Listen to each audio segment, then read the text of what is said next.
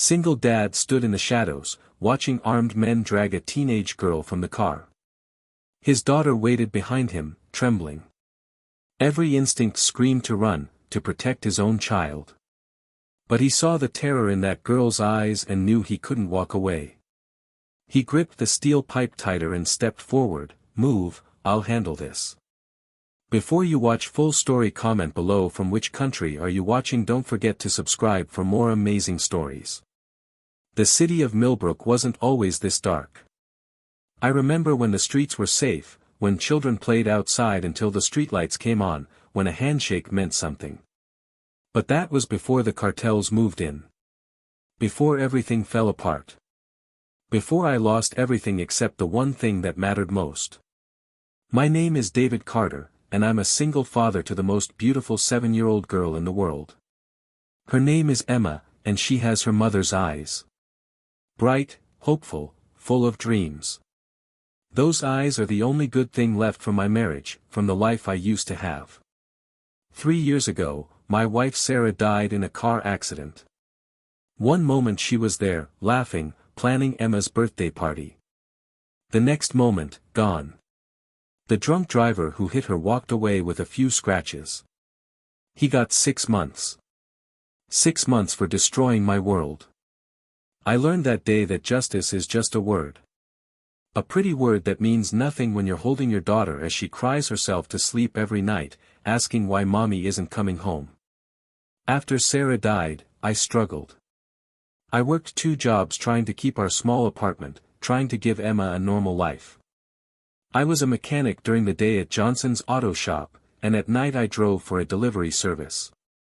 Sleep became a luxury I couldn't afford. But every time I looked at Emma's face, I found the strength to keep going. The neighborhood we lived in wasn't the best, but it was all I could afford. The streets were rough, controlled by a man named Victor Reyes. Everyone knew his name. Everyone feared it. He ran drugs, guns, protection rackets. The police either couldn't stop him or wouldn't. I suspected it was the latter. I kept my head down. Paid my rent. Minded my business. Protected Emma from the darkness that surrounded us. That's all a father can do in a world like this. Everything changed on a cold Tuesday evening in October. I was picking Emma up from the community center where she took art classes.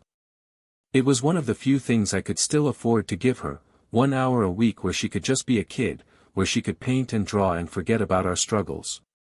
She came running out with a picture she'd drawn. It was our family, me, her, and Sarah up in the clouds watching over us. My heart broke and mended at the same time. "Do you like it, Daddy?" she asked, her eyes searching mine for approval. "It's perfect, sweetheart," I said, kneeling down to her level. "We'll put it on the fridge when we get home." That's when I heard the shouting. Down the street, near the old warehouse district, a crowd was gathering. My instincts told me to walk the other way, to get Emma home. But then I heard something that made my blood run cold. A woman's voice, strong but desperate. "Let her go. She's just a child." I told Emma to stay behind me. I moved closer, staying in the shadows. What I saw made my stomach turn. 3 men, dressed in leather jackets with the scorpion symbol of Reyes's cartel, had surrounded a black SUV. The back door was open, and they were dragging out a teenage girl, maybe 16 or 17. She was fighting, kicking, screaming. The woman who'd been shouting was being held back by 2 more men. She was tall, dignified, wearing a military uniform. Even in her desperate state, she carried herself with authority. "Do you know who I am?" the woman demanded. "I'm General Patricia Morrison. You're making a mistake that will cost you everything." One of the men laughed, a cruel sound that echoed off the empty buildings. "That's exactly why you're here, General. Your testimony against Victor's operations next week. It's not happening. You'll withdraw it, or your daughter pays the price." My heart pounded. I should walk away. I should protect Emma. That's what any sane person would do. But then I looked at that teenage girl, terrified, tears streaming down her face. I saw Emma in her. I saw every father's worst nightmare. I saw my chance to do something right in a world gone wrong. Emma, I whispered, turning to my daughter. I need you to run to Mrs. Chen's store. Right now. Tell her to call the police. Can you do that for Daddy?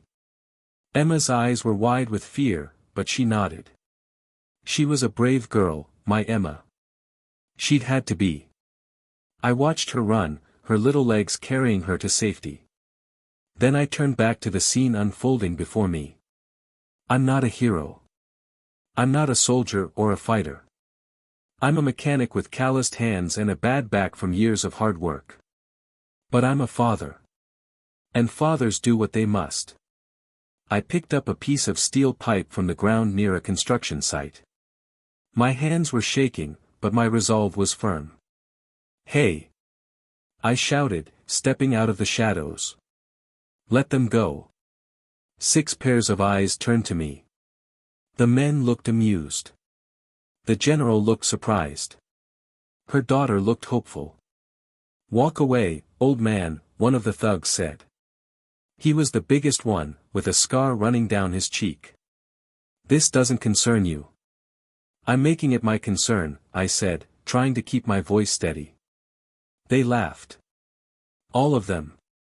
They thought I was a joke. The scarred man pulled out a gun, a black pistol that gleamed in the fading light. Last chance. Walk away or die. I thought about Emma. I thought about how she needed me. How she couldn't lose another parent. But I also thought about Sarah. About the drunk driver who faced no real consequences. About all the evil in the world that goes unpunished because good people look away. Not this time. Move, I said, gripping the pipe tighter. I'll handle this. What happened next was chaos.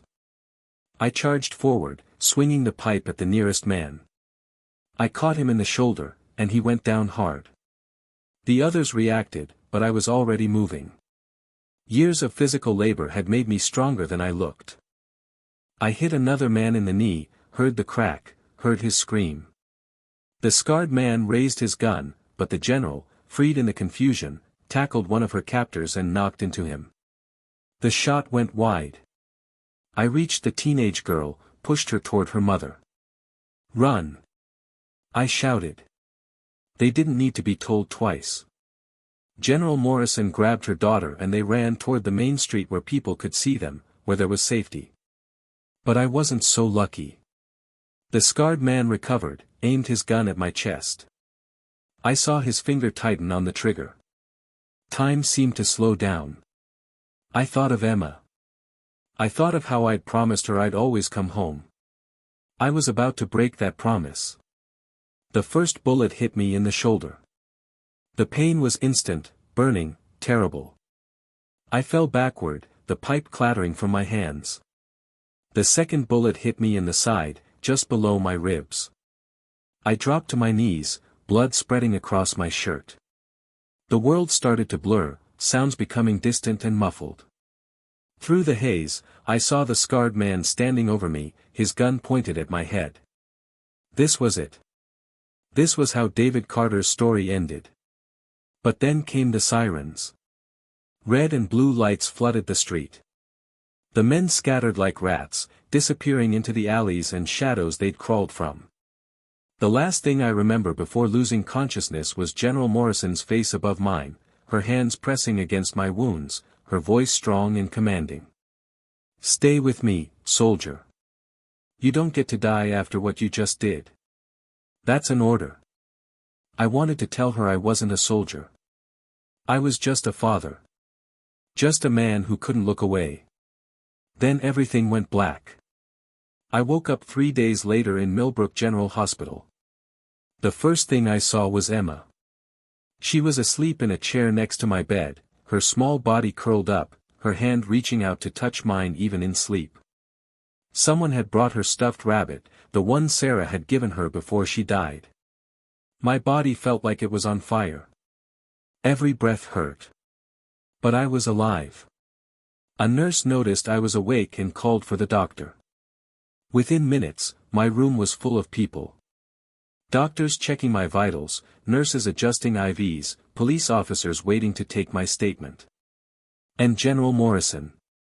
She stood in the doorway, still in her military uniform, her daughter beside her. When our eyes met, she nodded once, a gesture of respect between equals. The doctors told me I was lucky. The bullets had missed vital organs by inches. I'd lost a lot of blood, but I would recover. 6 weeks minimum, maybe more. No heavy lifting. No work. The words hit me like another bullet. No work meant no money. No money meant no rent, no food, no art classes for Emma. We were barely surviving as it was. After the doctors left, after the police took my statement about the attack, General Morrison entered my room.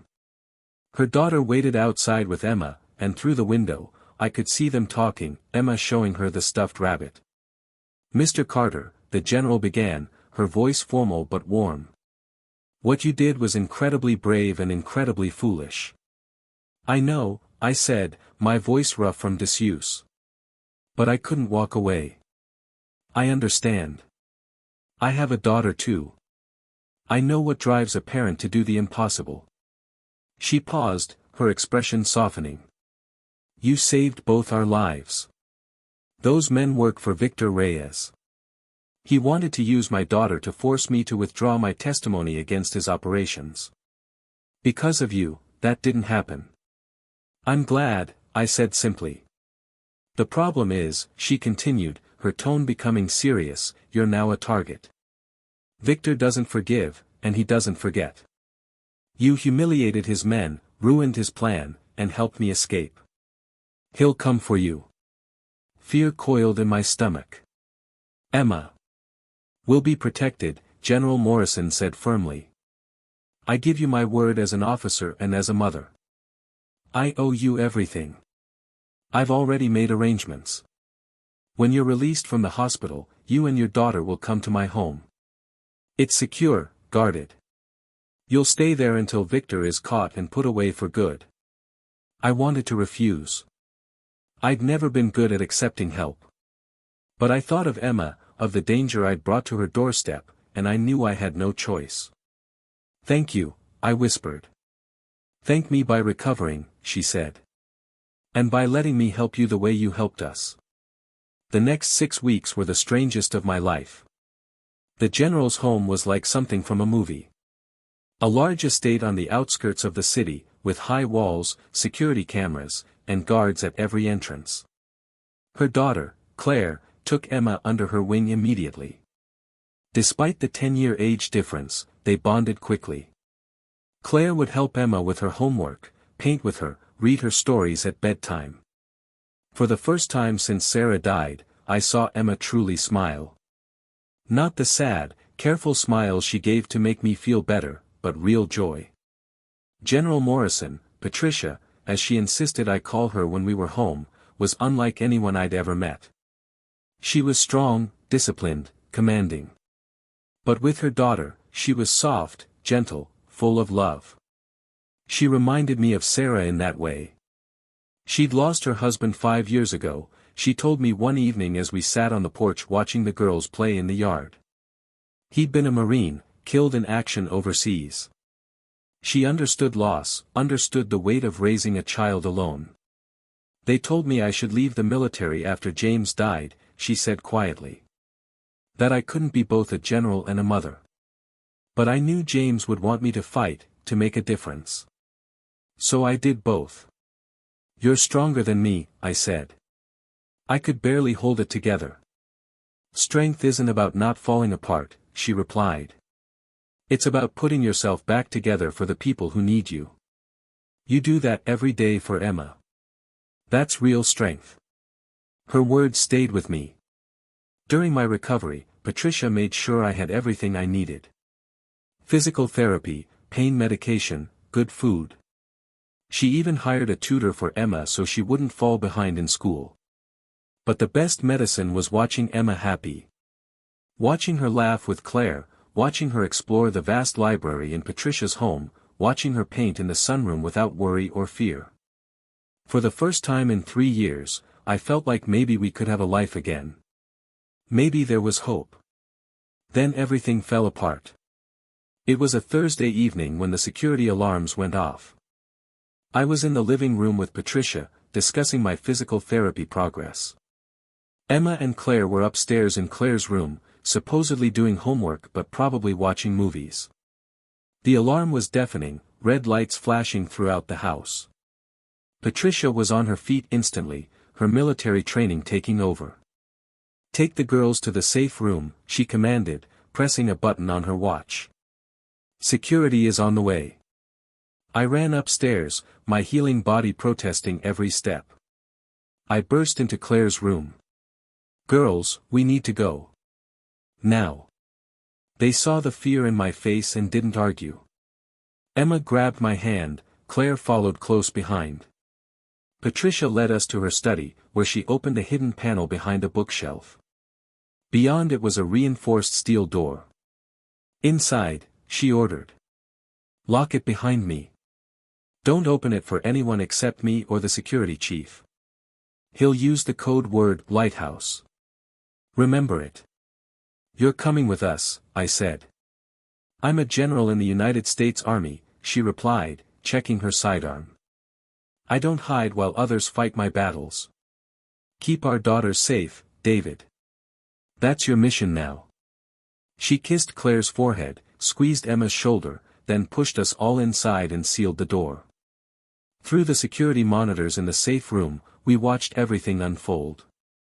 Victor Reyes himself had come. I recognized him from news reports, tall, well-dressed, looking more like a businessman than a cartel boss. But his eyes were cold, empty of anything human. He'd brought 10 men with him.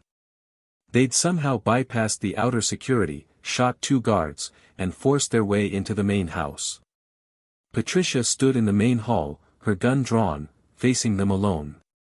"You can't win this, General," Victor called out, his voice carrying a slight accent. "Surrender yourself and the mechanic. I'll let your daughters live." "You're not taking anyone," Patricia replied, her voice steady. "Federal agents are already on the way. You're finished, Victor." He laughed. "I've owned this city for 15 years. You think some testimony will stop me? I've bought judges, police chiefs, politicians. You're just another obstacle." "Then come and move me," Patricia challenged. What happened next was something I'll never forget. Victor's men opened fire. Patricia dove behind a marble column, returning shots with precision. She hit 2 men before having to reload. But there were too many of them. I watched through the monitor, helpless, as they surrounded her position. She fought like a warrior, taking down 2 more before they finally overwhelmed her. They dragged her to the center of the hall, forcing her to her knees. Victor stood before her, pulling out his gun. "You should have walked away when you had the chance." "I'm a Morrison," Patricia said, blood running from a cut on her forehead. "We don't walk away from bullies." Beside me in the safe room, Claire was sobbing. Emma held her hand, tears streaming down both their faces. I couldn't let this happen. I couldn't hide while Patricia died protecting us. "Stay here," I told the girls. "Remember the code word. Don't open this door for anyone else." "Daddy, no." Emma cried. "You promised you'd stay." "I promised I'd protect you," I corrected gently. "That's what I'm doing. I love you, sweetheart. So much." I kissed her forehead, the same way I had 1,000 times before. Then I opened the safe room door and stepped out before she could stop me. My body wasn't fully healed. Every movement hurt. But pain is temporary. Some things are worth dying for. I found Patricia's study gun cabinet. She'd shown it to me once, told me the code in case of emergencies. I grabbed a shotgun, loaded it with shaking hands, and headed downstairs. I could hear Victor's voice echoing through the house. Before you die, General, I want you to know that after you're gone, I'll find that mechanic and his daughter. I'll make sure they suffer for what he did to my men. Over my dead body, Patricia spat. That's the idea, Victor replied, raising his gun. Hey! I shouted from the second-floor balcony. You want me? Here I am. Every head turned upward. I saw Patricia's eyes widen in shock. I saw Victor's smile, cruel and victorious. The hero himself, Victor said. Come down here, mechanic. Let's finish what my men started. I descended the stairs slowly, the shotgun pointed at Victor. My hands weren't shaking anymore. I'd never been more certain of anything in my life. Let her go, I said. Your fight is with me. My fight is with everyone who opposes me, Victor replied. But I'm a reasonable man. You want to trade yourself for the general? Fine. Drop the weapon. I knew it was a lie. He'd kill us both. But I needed time. Time for the federal agents to arrive. Time for help to come. I lowered the shotgun. Kick it away, Victor ordered. I did. Good. Now. He never finished the sentence. Patricia, even on her knees, even wounded, was still a soldier. She drove her elbow into the gut of the man holding her, grabbed his gun, and shot Victor in the leg. Chaos erupted. I dove for the shotgun, rolled, came up firing. I'd never shot anyone before. Never even held a gun until that night. But fear and desperation made me capable of things I never thought possible. Patricia was on her feet, fighting alongside me. Together, we pushed back Victor's men. Some fell. Others ran. Victor himself was crawling toward the door, leaving a trail of blood, cursing in Spanish. Then we heard the most beautiful sound in the world, sirens. Dozens of them. Federal agents poured into the house, tactical teams clearing rooms, securing the area. Victor and his surviving men were arrested, handcuffed, read their rights. It was over. Patricia and I collapsed against the wall, both of us breathing hard, both of us bleeding, both of us alive. You should have stayed in the safe room, she said, but she was smiling. You should have come with us, I replied. She laughed, then winced in pain. We make a good team, mechanic. David, I corrected. My name is David. David, she repeated. Thank you. Again. Thank you, I said. For everything. Upstairs, I heard Emma calling for me. I heard Claire calling for her mother. We'd survived. Against all odds, against all logic, we'd survived. The trial lasted 3 months. Victor Reyes was charged with kidnapping, attempted murder, racketeering, drug trafficking, and a dozen other crimes. Patricia's testimony, combined with mine and evidence the federal agents had gathered, was overwhelming. He was sentenced to life in prison without possibility of parole. His entire organization crumbled. Arrests were made throughout the city, including several corrupt police officers and a district judge who'd been on Victor's payroll. Millbrook began to heal. During those 3 months, Emma and I continued to stay with Patricia and Claire. What started as necessity became something more. Emma and Claire became like sisters. Patricia and I became something I didn't have words for yet. One evening, after the girls had gone to bed, Patricia and I sat on the porch like we had so many times before. David, she began, and I heard something uncertain in her voice, something vulnerable. The trial is over. Victor is locked away. You and Emma are safe to go home now. My heart sank. Of course. She'd done her duty, protected us, repaid her debt. Now it was time for us to leave. I understand, I said quietly. You've already done so much for us. We'll leave tomorrow. That's not what I meant, she interrupted. I'm saying you can go home if you want to. But I'm hoping you'll stay. I looked at her, surprised. She took a deep breath, and I realized how hard this was for her. She was a general, used to commanding, used to being in control. But this was different. This was personal. These past few months have been the happiest I've been since James died, she said softly. Claire loves having Emma here. She lights up every time your daughter walks into a room. And I. She paused, meeting my eyes. I've enjoyed having you here, David. More than I probably should admit. You're kind, brave, selfless. You remind me that there's still good in the world. Patricia. I started, but I didn't know what to say. I'm not asking for any promises, she continued quickly. I know you lost your wife. I know you're still healing. But I'm asking you to consider staying. Not as guests, but as family. Let me help you build the life you and Emma deserve. Let me be part of it, if you'll have me. I thought about everything that had happened. The shooting, the recovery, the attack, the trial. I thought about how Emma had blossomed here, how she laughed again, how she'd stopped having nightmares about losing me. I thought about Patricia, this incredible woman who'd shown me what strength really looked like. Who'd treated my daughter like her own. Who'd fought beside me when death came calling. I thought about Sarah. About what she would want for me, for Emma.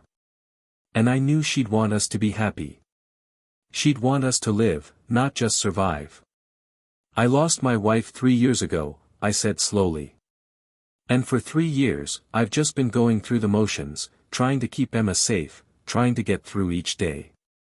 But being here, being with you and Claire, you've given us something I didn't think we could have again. Hope. Patricia waited, barely breathing. Yes, I said simply. We'll stay. We want to stay. Her smile could have lit up the whole city. She took my hand, squeezed it gently. Thank you, she whispered. We sat there in comfortable silence, watching the stars, knowing that tomorrow would bring new challenges, but knowing we'd face them together. 1 year later, almost to the day, Emma and I officially moved into Patricia's home. I'd spent the year getting back on my feet, literally and figuratively. I'd healed from my injuries, started working again at a better auto shop closer to the house. Patricia had helped me get my GED, then encouraged me to take some college courses. I was thinking about becoming a teacher. Emma had flourished. She'd started at a new school, one of the best in the district, and her teachers said she was gifted in art. She'd made friends, joined the soccer team, started talking about going to college someday. Claire had become the big sister Emma never had. She helped her with homework, taught her to play guitar, defended her from bullies at school. The bond between them was unbreakable. And Patricia. Patricia had become my anchor. My partner. My best friend. We'd taken things slowly, both of us cautious, both of us damaged by loss. But gradually, carefully, we'd built something beautiful. Something real. On the day we officially moved in, Patricia gathered us all in the living room. I want to make something clear, she said, looking at each of us in turn. This isn't my house anymore. It's our house. This isn't my family or David's family. We're a family. All of us together. Claire was crying happy tears.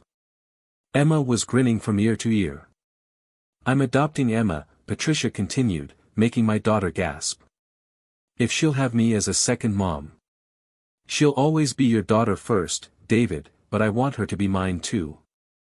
Legally, officially, in every way that matters. I couldn't speak. My throat was too tight with emotion. Emma launched herself at Patricia, hugging her tight. Yes. Yes. Yes.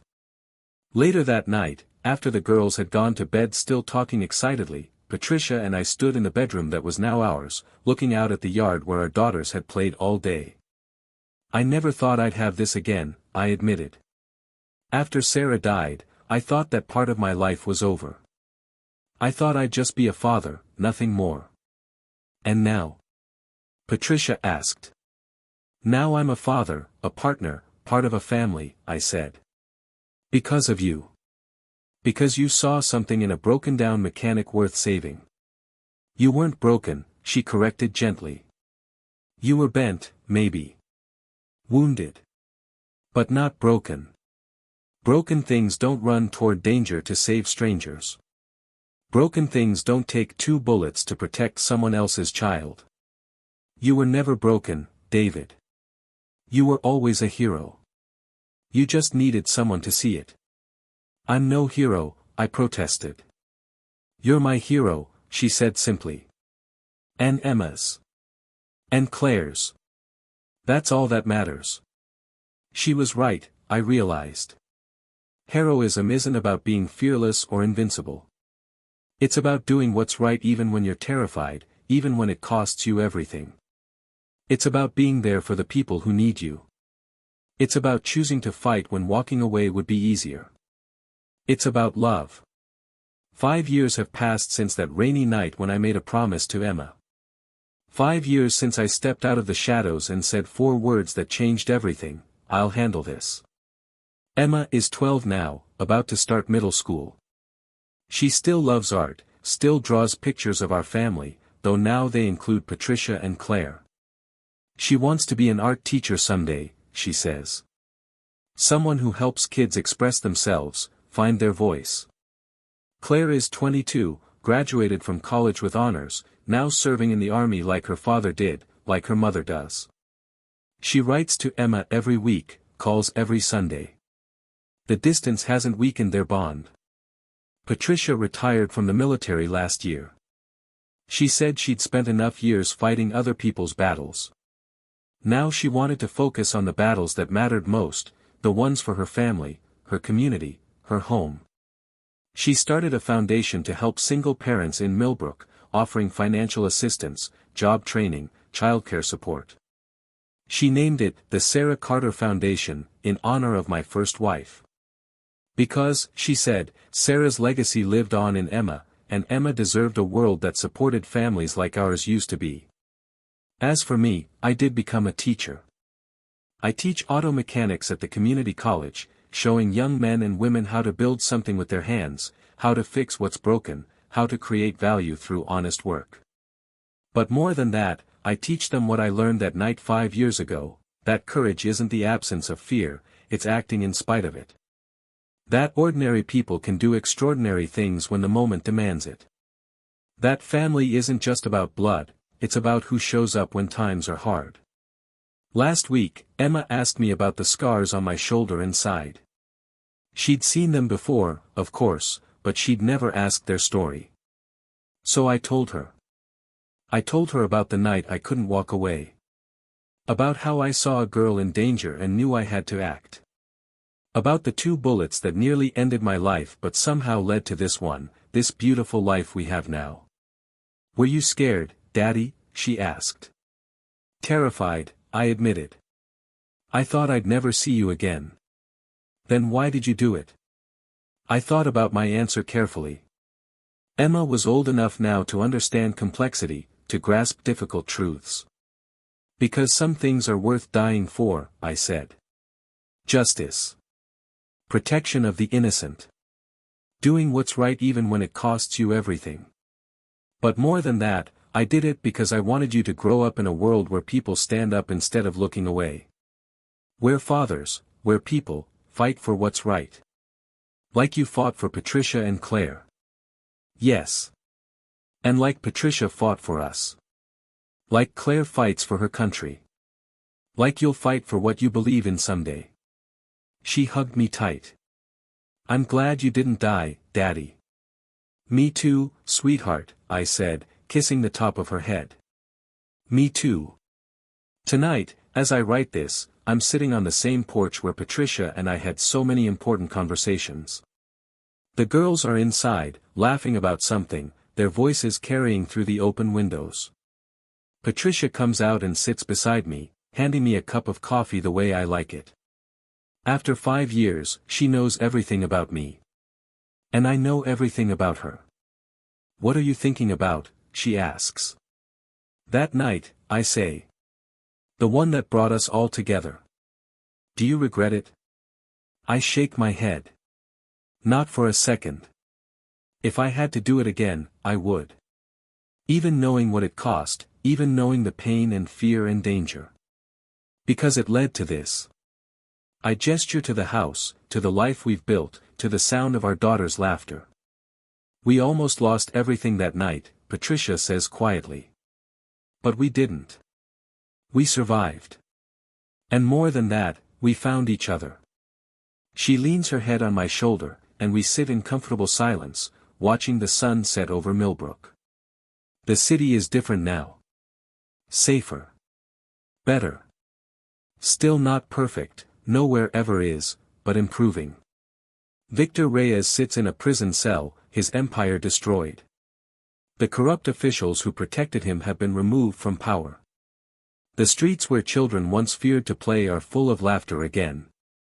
One person standing up, one person refusing to look away, one person taking 2 bullets to protect the innocent. It started a chain reaction that changed everything. I'm not special. I'm not a hero, no matter what Patricia says. I'm just a father who loved his daughter enough to be brave when it mattered. A mechanic who knew how to fix broken things, including a broken system. But if my story proves anything, it's that ordinary people have extraordinary power. That courage is contagious. That standing up to evil, even when you're terrified, even when you're outmatched, even when it seems hopeless, it matters. It changes things. It saves lives. It builds families. Emma comes outside, Claire right behind her. They've been baking cookies, and they offer us warm chocolate chip cookies fresh from the oven. Best cookies ever, I declare, making Emma giggle. You say that every time, she teases. Because it's true every time, I reply. We sit together, all 4 of us, eating cookies and watching the stars come out. This is my family. These are my people. This is the life I fought for, bled for, nearly died for. And it was worth every second. There's no dramatic ending to this story. No final showdown, no last-minute rescue. Just life. Beautiful, ordinary, precious life. Emma will grow up. She'll go to college, become an artist or a teacher or whatever she dreams of being. She'll remember the father who took 2 bullets to save a stranger's daughter, who showed her that courage means standing up even when you're afraid. Claire will serve her country with honor, carrying forward the legacy of her father and mother. She'll remember the day a broken-down mechanic saved her life, teaching her that heroes don't wear capes, they wear work boots and carry pipe wrenches and have calloused hands from honest labor. Patricia will continue her work helping families, making Millbrook better, fighting battles with paperwork and legislation instead of guns. She'll remember that sometimes the bravest thing is to accept help, to let people in, to build something new after loss. And me? I'll keep teaching, keep fixing things, keep showing up for my family every single day. I'll remember that rainy night when Emma squeezed my hand and I promised that no one would hurt her while I was breathing. I kept that promise. Not by walking away. Not by playing it safe. But by running toward danger, by taking 2 bullets, by saying 4 words that changed everything. Move, I'll handle this.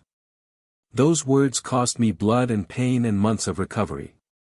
But they gave me everything that matters. They gave me my family. And that's worth any price. To every parent reading this, you don't need to be perfect. You don't need to be fearless. You just need to show up, to do your best, to love with everything you have. That's the real heroism, the daily courage of parenthood, of choosing to fight for your family, of taking bullets, literal or metaphorical, so your children can live in a better world. This story is dedicated to every single parent struggling to keep it together, to every ordinary person who's done something extraordinary, and to everyone who's ever refused to look away when someone needed help.